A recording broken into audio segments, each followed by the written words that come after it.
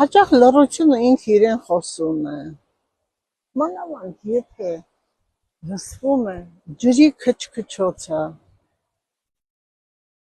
ձեր յուրաքանչյուր հարցի պատասխանը կտա լռությունը, կտա ջուրը, եւ դուք կզգաք, որ մի քանի րոպե լռության հետ եւ անգամ ջրի հետ խոսելով անցել է ձեր նյարդային համակարգի եւ նաեւ ձեր հոգեկան խաղաղությունը նորից ու նորից վայրկյան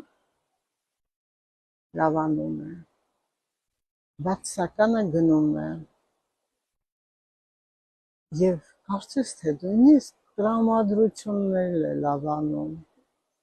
եւ դուք գնում եք քաղաք կամ տուն նորից